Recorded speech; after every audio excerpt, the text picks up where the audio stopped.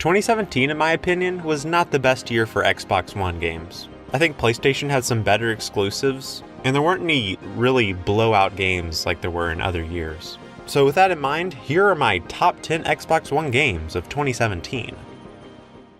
Number 10. Destiny 2.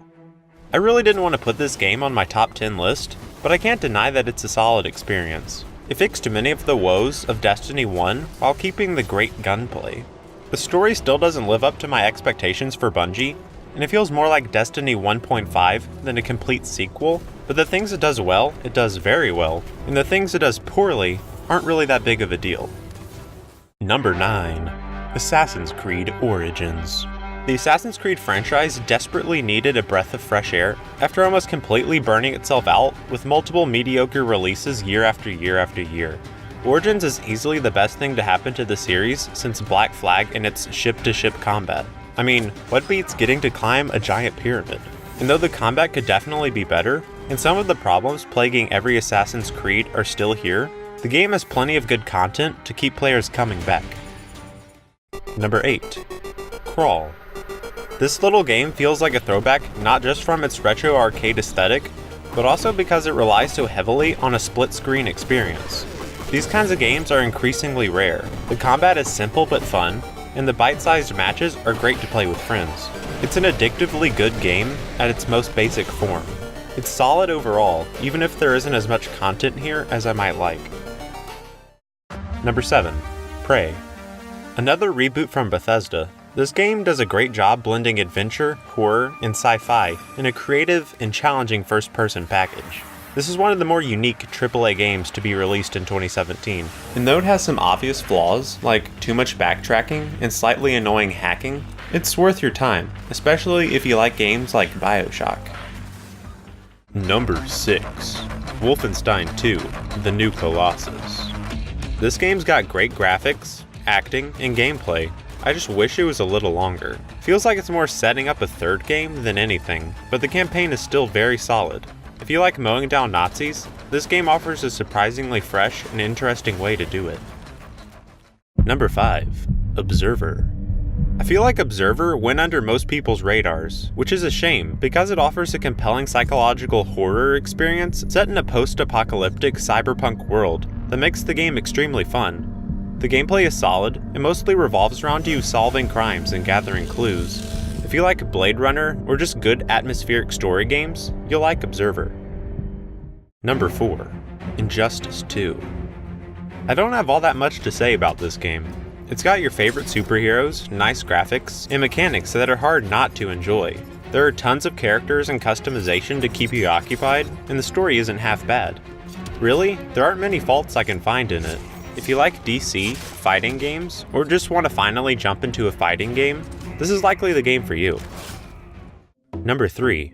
What Remains of Edith Finch. This is a story-based game from the indie developers that made the unfinished Swan. There isn't much challenge to the gameplay, which leaves almost everything hinging on the story and atmosphere, which luckily are superb. I don't want to say any more and spoil stuff, you should just experience it for yourself. Number 2. Middle-earth: Shadow of War. This one I know is going to be a little controversial, with so many people getting angry at the way microtransactions were implemented, but I tried to ignore them as much as possible and had a lot of fun with the game. Most people seem to consider it a little worse than Shadow of Mordor, but I thought it was equally as good. I'm a big Lord of the Rings and open world action games fan, so this title is basically perfect for me. I might be a little biased, but I could have fun just goofing off murdering orcs and getting chased through the map for hours in this game. That's why it earns the spot so high up on the list. And number 1, for my all-time favorite 2017 game of the year on Xbox One, Cuphead. This little platformer is about all you could want from a video game. It's hard, looks amazing, and is just fun to play for hours at a time. Though at some points the difficulty can feel unfair, meaning it's not a perfect game. It comes closer to it than any other Xbox One game this year. With all its charms, it's impossible not to love. And if you want to stick around, I also have the top 10 games according to critics. These are based on an average of the Metacritic and Games Ranking scores. And here we go.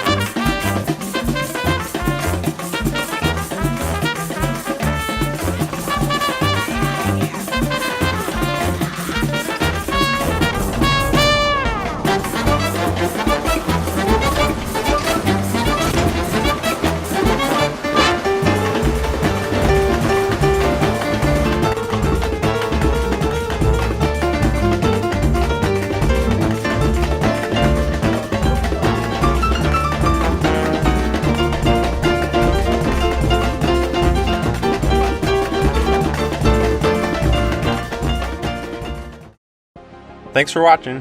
If you want to subscribe, you can subscribe. If you like the video, hit the like button.